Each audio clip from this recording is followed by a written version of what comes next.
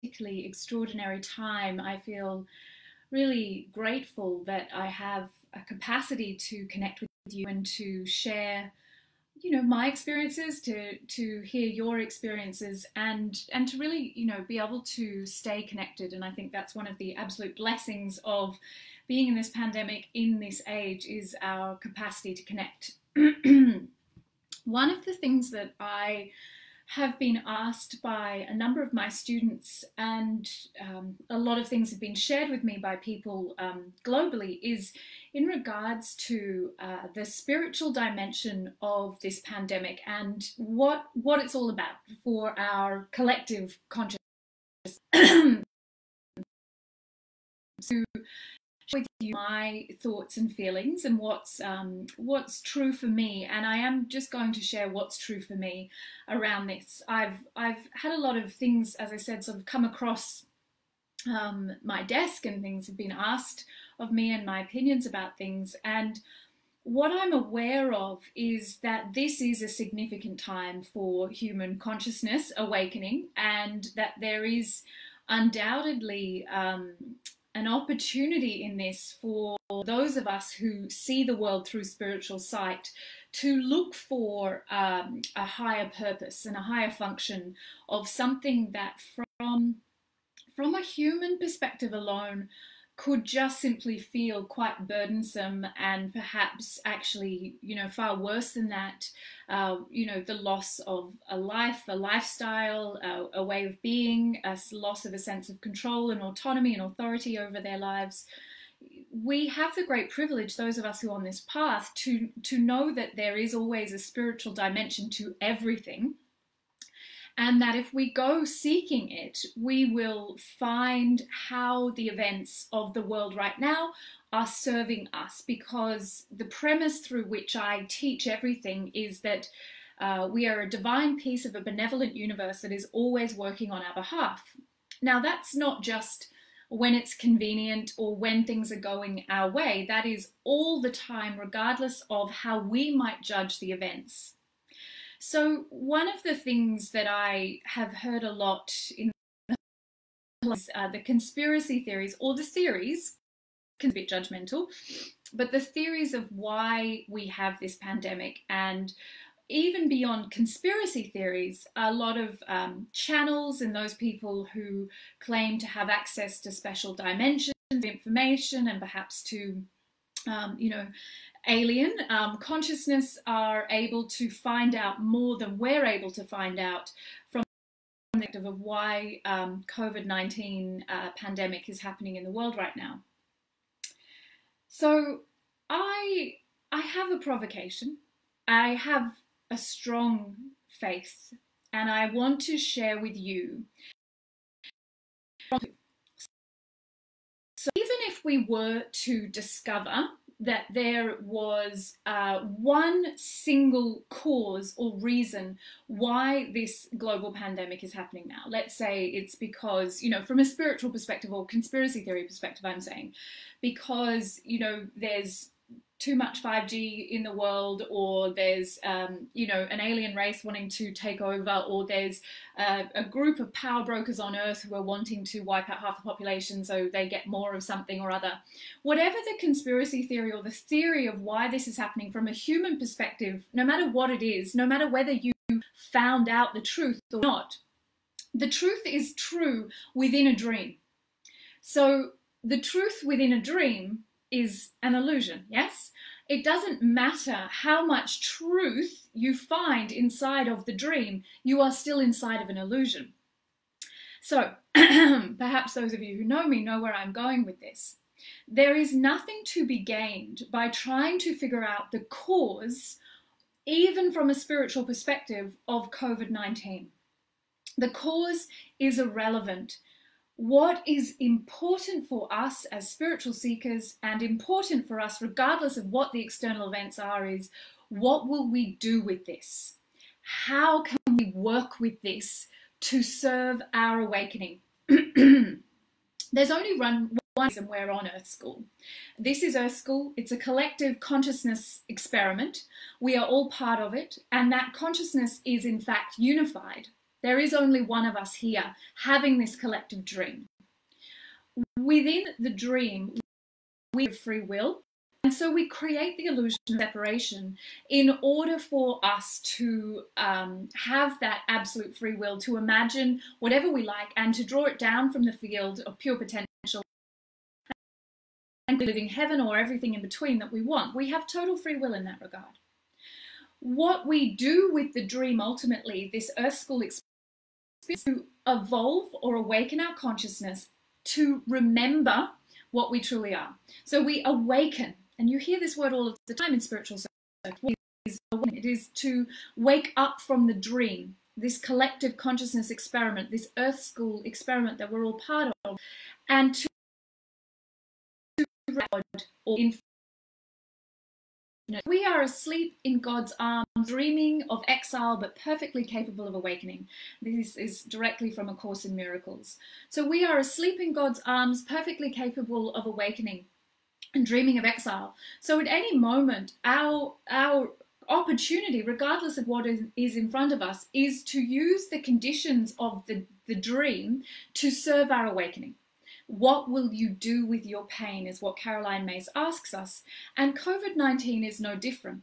So you can exhaust yourself trying to figure out if it's, an ascension symptom, or if it's the Pleiadians sending us a special light thing to make it happen, or whether COVID-19 is benevolent or whether it's bad, whether it's, this cult over here or whether it's that over there. It is moving furniture in a burning building. It doesn't matter how far out into the cosmos you go, we are all still part of a collective dream. The races that are in other verses or other cosmoses or other galaxies are still part of the same consciousness of the dream. And this is so hard for us to wrap our heads around because we are so invested in separation. And we're also very invested in the idea that something outside of us has a fucking clue what's going on and has more authority than we do. Because if it came down to the fact that it is all me, because there's only one of us here, how would I handle that responsibility? How would I carry that burden of that weight? And the way we do that is to remember what we truly are, which is unlimited, infinite consciousness, dreaming of exile, dreaming of separation. So it wouldn't matter if the event of your life was right now that your partner left you, or that you've run out of money, or that your child isn't talking to you, or that there's a pandemic. Every single event of your life offers the same opportunity for you to work with that, to evolve your consciousness and to awaken us here. What I love about COVID-19 as a symbol of that is that there is no way that anyone is excluded from this. So if you want to see a metaphor for non-dualism, COVID-19 is offering that to us. There is such opportunity for us to recognize that there is only one of us here. As Caroline May said, we breathe. No one excluded from this. There is no one more powerful or more wealthy or anything who can protect themselves from this any more than anyone else. And we can see this rapid rate of infection and contagion as a problem. And of course, for those who are vulnerable and immunocompromised and who will lose their lives and their livelihoods right now, absolutely there is a cost to this. But for those of us who have the privilege and the freedom and our health, in order to be able to the spiritual dimension, for overcoming the belief in separation. And every time you buy into a conspiracy theory or an idea that someone's doing this to us, or that somehow this is bad or wrong, you have moved into separation. Judgment is the cause of separation, and that is going to cause more harm than good. So right now, this beautiful metaphor is inviting us to see there is only one of us here. There is only one consciousness. There's only one organism. There is only one heartbeat, one breath, and we are breathing together. And it is so vital that if we're going to do anything at this time as spiritual seekers, that we do not look for the cause, but we work with the meaning. And the meaning is, what will you do with this to serve your awakening? Because your awakening is the awakening of the collective. What we know about the way energy works is that we only need to reach a tipping point of awakened consciousness on the planet in order to bring all consciousness with us. So right now, if you are working productively with any fear that is rising because of this pandemic, and you are meeting that fear fearlessly, you are doing that on behalf of all those who do not know they have an option, or whose livelihood is threatened, or whose life is threatened and are in survival mode. If you're in survival mode, you do not have the freedom to look for the spiritual dimension of this. For those of us who have the freedom, we also have the equal weight of responsibility to work with this energy, to work with the conditions of our life right now, in order to serve the greater good. So the deeper meaning of COVID-19 from a spiritual perspective is non-dualism. To truly see, know it intellectually, but to live it right now as we are living it is to absolutely be served in the highest possible way. Here we are given an absolute truth in a form that it's non-negotiable. Say, well, that was an inconvenient lesson. I don't want to learn non-dualism right now. I'm just going to go back to being in separation, dualistic thinking, and I'll get to that one when I'm ready, Ricky. I just want to be in this space where I privilege me and mine, and, you know, everybody else can wait. And here we are. It's like we literally cannot take actions in isolation. The request for us to stay home, to stay quarantined if we can, comes, you know, that request is us being asked to privilege the needs of people we have never met and will probably never meet and have no direct investment in. What we tend to do on earth is we're very good at loving those who we've given birth to, who we've chosen to include in our communities, who we've married. And beyond that, we do struggle to feel, we can feel compassion in an abstract way. But right now we're being asked literally to show up for people we will never meet. We will never get a reward. We'll never get a pat on the head. In fact, we will suffer in order to do something in support of the greater good for someone else. Now, for the deep spiritual mystics on the planet, that is how they live their life.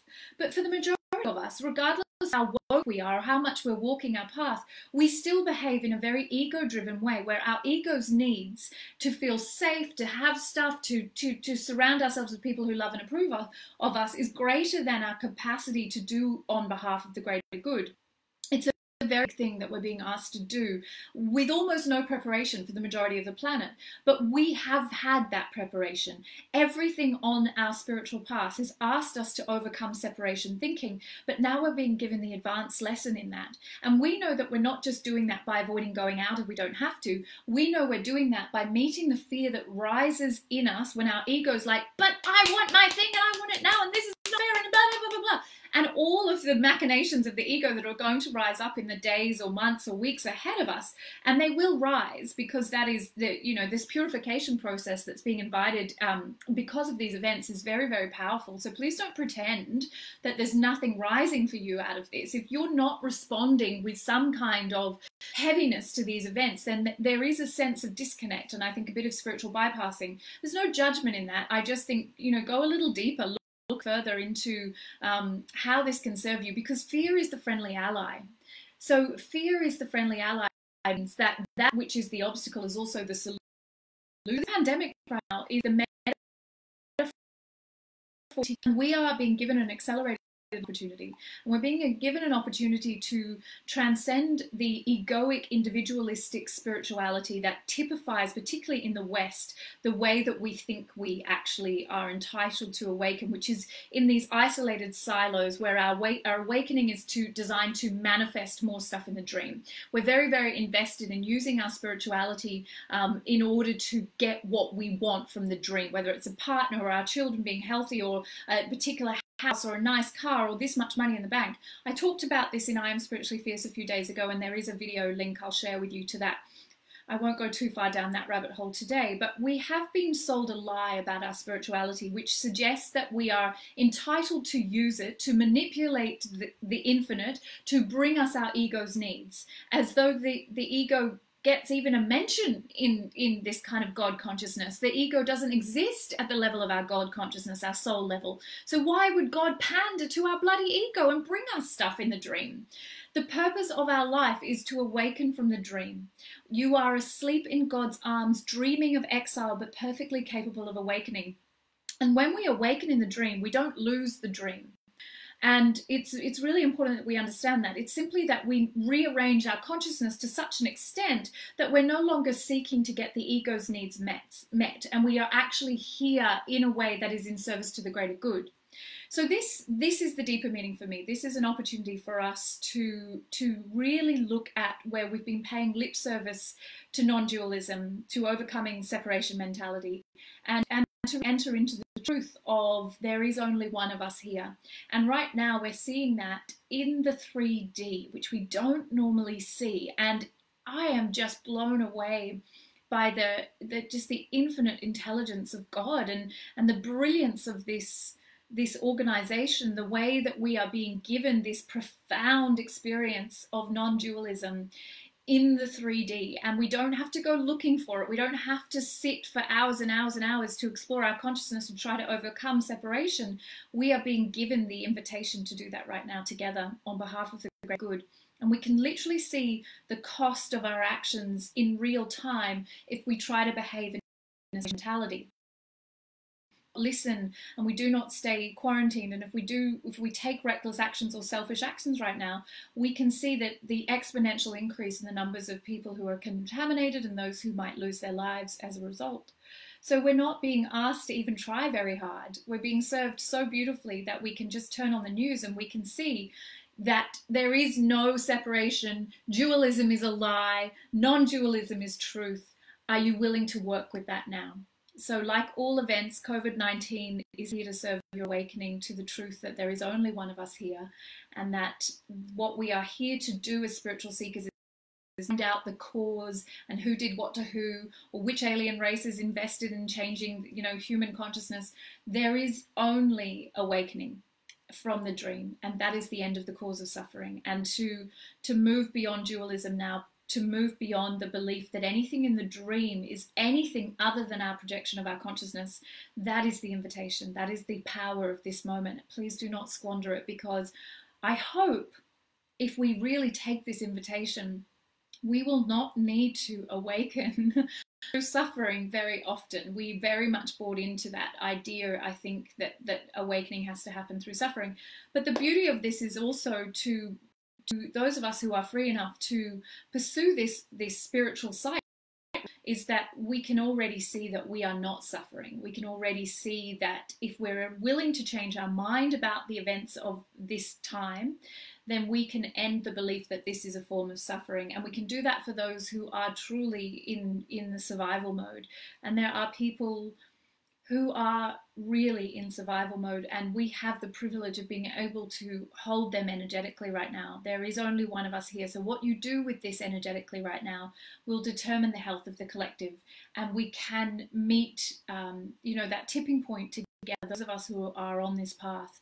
So please, please, please do not squander this by looking for the conspiracy theory that's going to make you feel like you've got a sense of control over the situation, which you don't. You never did. That's an illusion. How do you control a dream? You can't. And let go of that illusion and start looking for the meaning, not the cause. And I think we will see a true up-leveling of human collective consciousness, because we are willing to work with our pain. Thank you for joining. And please, you might, especially those who are really caught up in trying to figure out what this is, how it works. Figuring out the backstory isn't going to bring any release from suffering. It won't. It doesn't work that way. The ego wants that. The soul, this is exactly what we need right now.